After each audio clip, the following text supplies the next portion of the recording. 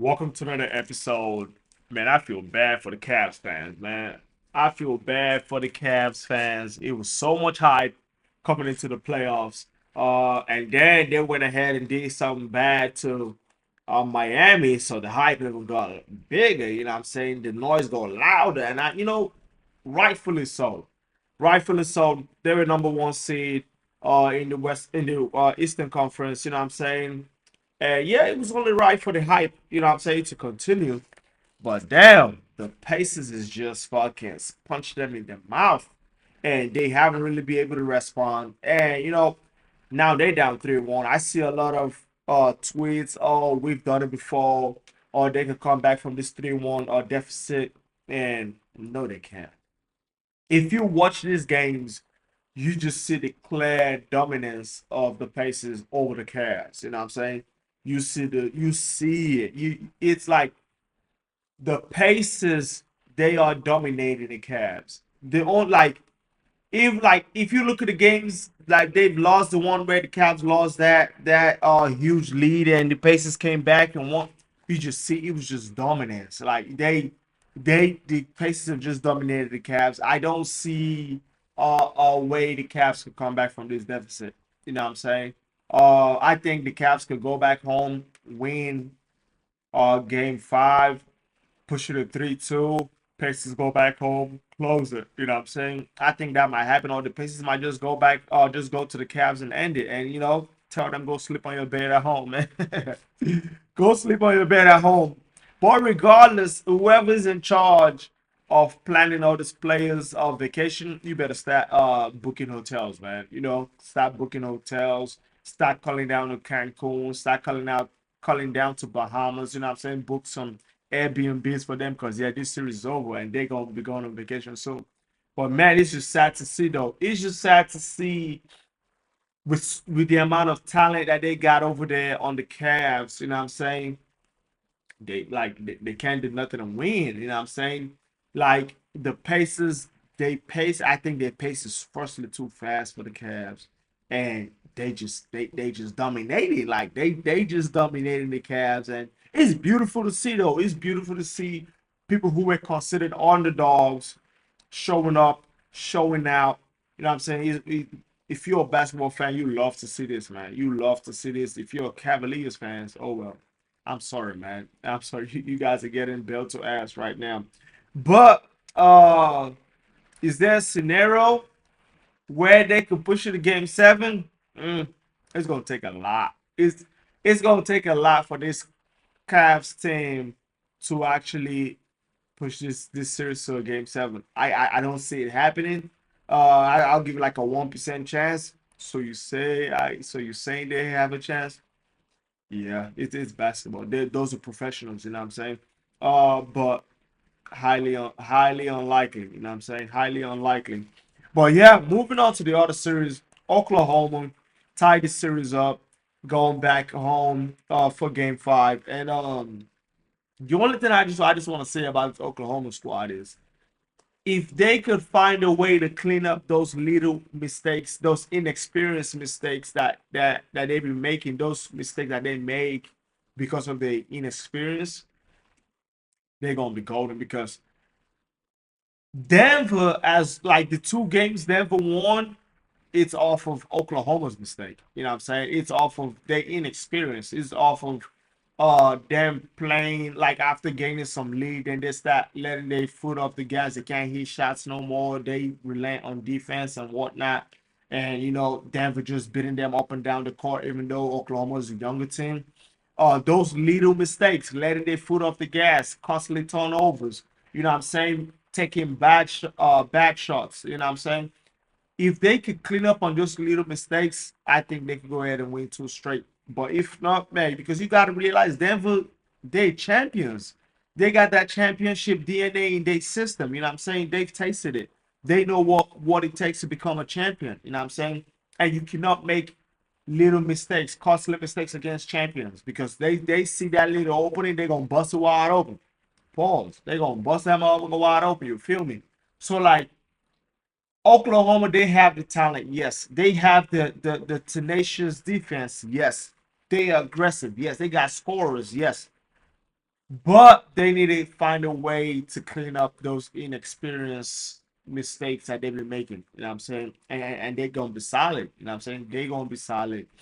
And but if they cannot, I think this is a second round exit because, like I said, you cannot give Denver just little openings. You know what I'm saying? They definitely gotta go win game 5 at home. They better not let Denver win game 5 in Oklahoma. Then the series is over. You know what I'm saying?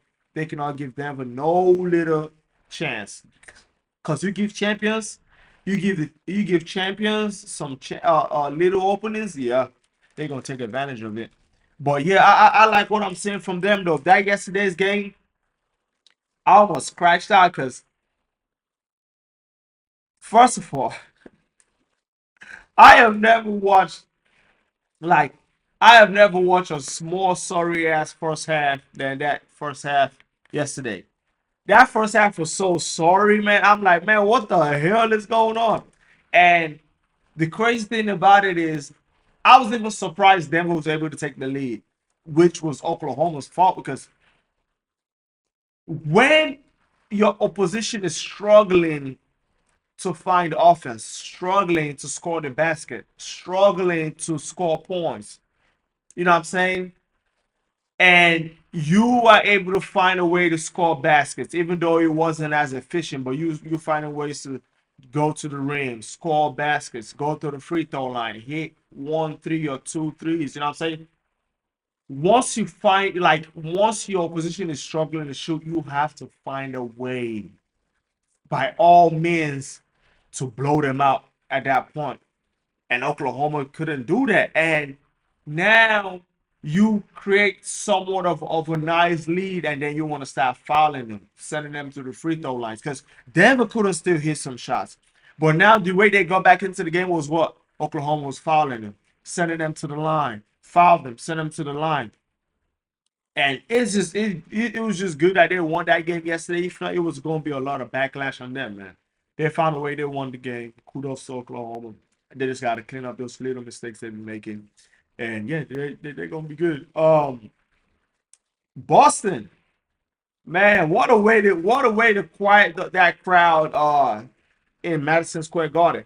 And you know, Boston has the best road record in the league. You know what I'm saying? So I'd already said this in the earlier episode. Boston, I believe Boston was gonna win a game on the road. Can they win 2 games to tie it up and send it back? Hell yeah, they can. They got the talent. They're a good road team. They know how to quiet the crowd. Uh, but yeah, I love what Jason Tatum did. You know, when he wasn't scoring, he played all the roles. He rebounded, he assisted. You know what I'm saying? Just making his presence felt on the basketball court. This game 4 is not going to be as easy as game 3. Knicks is going to come out with some fire. It's we're going to have to see how the Boston Celtics react because Knicks are not going to get punched in the mouth twice and just lay down. So let's see how Boston response. Jason Tatum's gonna have to do more this game 4 if they're gonna win. There's gonna be they're gonna have to drive to the basket more often, get Knicks in foul trouble early, shoot some free throws, and once they start crashing the paint, wide open threes are gonna be there. And yeah, I do believe Boston ties this series. Goes back to Boston TD Garden for Game 5 with the series tied up. I believe Minnesota too. I believe they're gonna take a 3-1 lead because if Minnesota does not take a 3-1 lead in today's game, and because it says Steph Curry could be back for Game 5, they do not take this 3-1 lead right in front of them, and they decide to play stupid and give play stupid, give Golden State a chance to tie this series up 2-2, and Steph Curry comes back, it's over with for Minnesota.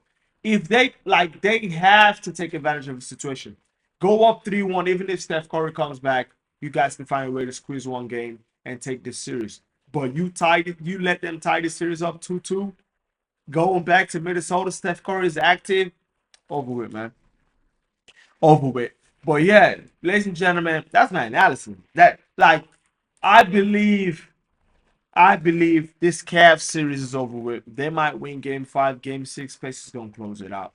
Uh OKC, if they not able to tighten up, clean up on those little mistakes that is caused by the inexperience, their coach gotta be able to coach them into, you know what I'm saying, clean up on those mistakes. If they cannot do that, they messing with champions. They're gonna lose that series. Boston, I believe they tied the series back 2-2. Now, how does Boston respond when they go back home? That's going to play a huge role. If Boston cannot respond when they go back home as well, if Knicks go up 3-2, Knicks can fuck around and win one at home, which is going to be game 6 and close the series. Minnesota, if they cannot go up 3-1, they let Golden State tie this series up and Steph Curry comes back, it's over with for Minnesota Timberwolves.